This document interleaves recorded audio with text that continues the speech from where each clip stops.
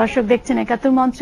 Doctor Moshiur, যেটা দর্শক প্রশ্ন করলেন যে পদ্মা সেতু বিষয় নিয়ে বিশ্বব্যাংক যে সরে গেল, আমার এখানে আরেকটা প্রশ্ন, পদ্মা সেতু প্রকল্পে দুর্নীতি প্রসঙ্গ ওঠার পর সরকারের গুরুত্বপূর্ণ ব্যক্তিরা যেভাবে বিষয়টিকে ডিল করলো, বিশ্বব্যাংকের সাথে দূরত্বটা আরো বেড়ে গেল এবং এই দূরত্বটা কিন্তু নানা রকম বিতর্কের জন্ম দিয়েছে এবং একটা রাজনৈতিক চেহারা পেয়ে গেছে। এ প্রসঙ্গে আপনি কি বলবেন? আমি তো এই প্রকল্পের ইন্টিগ্রিটি অ্যাডভাইজার ছিলাম। ইন্টিগ্রিটি অ্যাডভাইজারই হলো যে আমি আগে একটু বললাম যে এই 2008 বা 9 সালের যে কমিশন করলো, তাদের একটা ছিল যে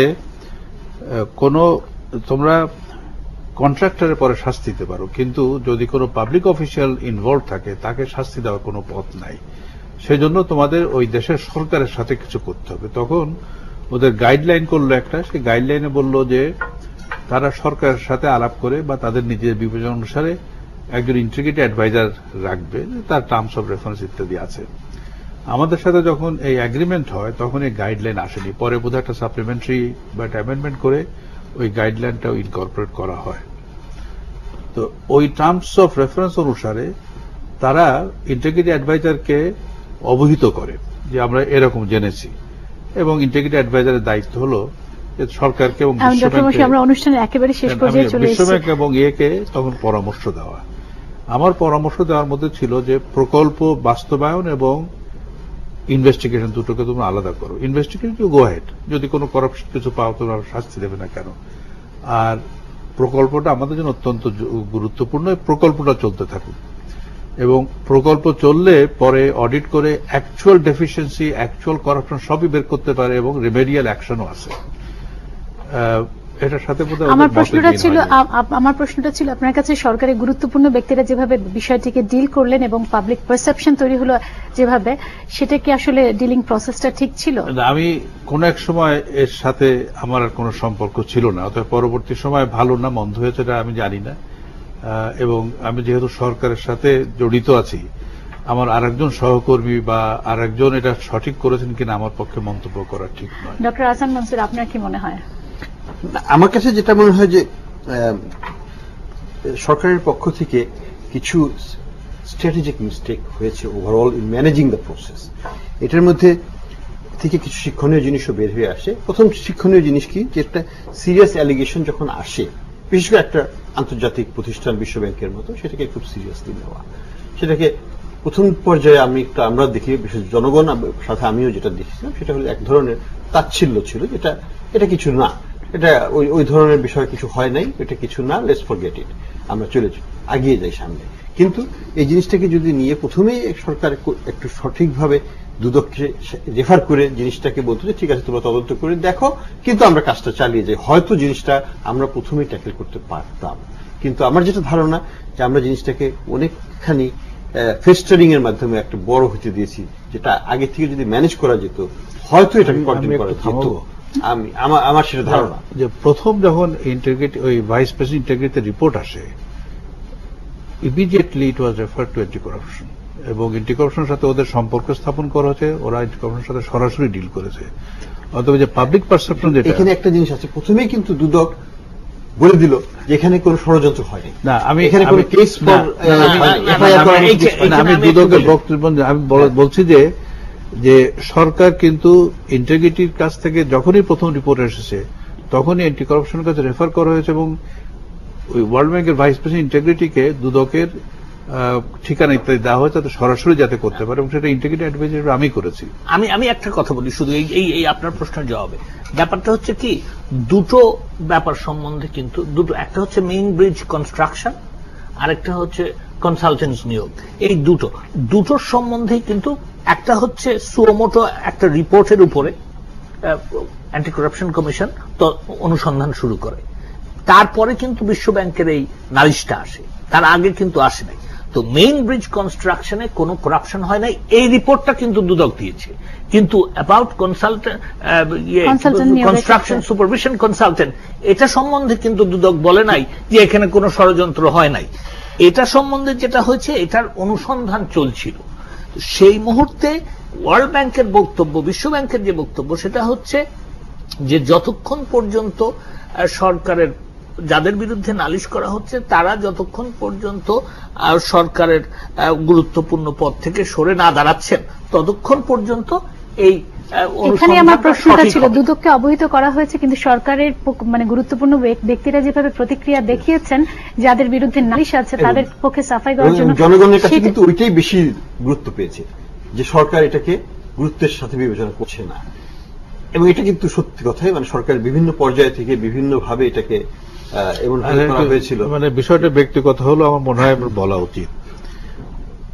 এদের কাছ থেকে যখন প্রথম আলোচনার প্রস্তাব আসে যে অন্য কোনো কি বলে সোর্স আউটসোর্স করে অন্য কারো মাধ্যমে এটা করা হবে এবং পাবলিক অফিসিয়াল তাদেরকে কি করা হবে আর এই যে প্যানেল ইত্যাদি সাহায্য করবে ইত্যাদি, সে আলোচনাতে আমিও ছিলাম এবং ওইখানে কারো নাম প্রকাশ করেনি, ছিল কিনা আমি জানি না।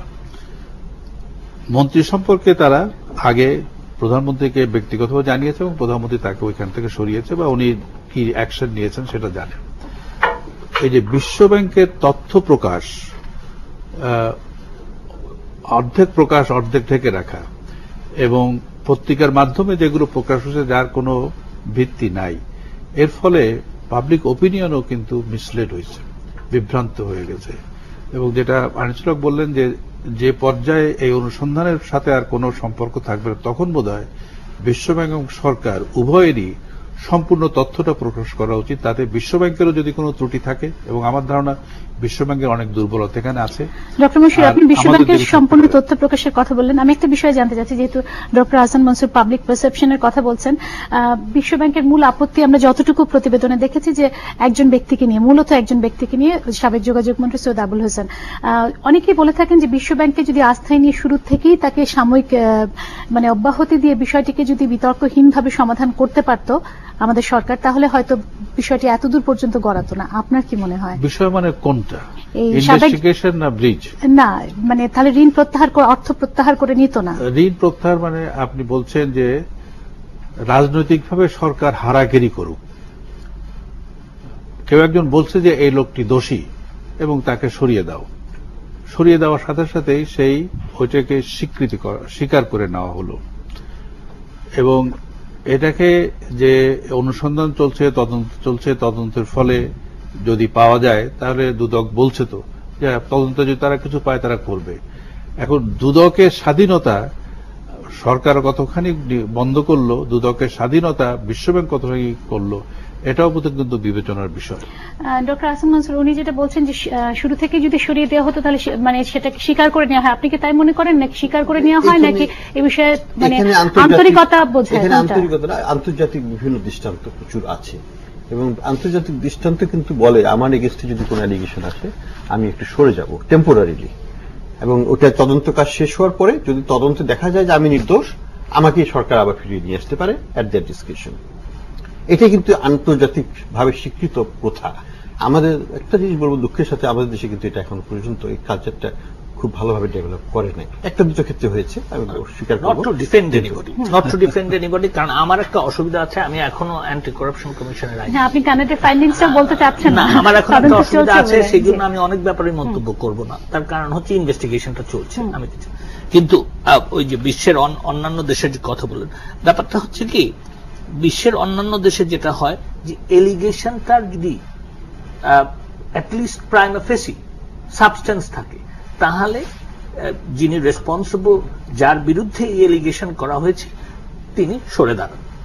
কিন্তু এবং এটা সবসময় দেখা গেছে যে বিদেশে যখন পত্র পত্রিকায় উঠেছে সেই আপনার যে অমুকে চুরি করেছেন বা অমুকে এটা করেছেন, মোস্টলি ইউজুয়ালি গতকালকের খবরের কাগজে আছে প্রবাবলি চেক প্রিমিয়ার, উনি হি রিজাইন্ড। কেন? ওনার যে সিকিউরিটি অ্যাডভাইসার তার সাথে ওনার প্রেম ছিল, সে তার ওয়াইফের ইয়ে করছিল এবং it has been proved abuse of power, he stepped aside. তো কথা হচ্ছে যে এলিগেশনের এখানে এখনো কিন্তু বিচার হয় নাই, but why did he step aside?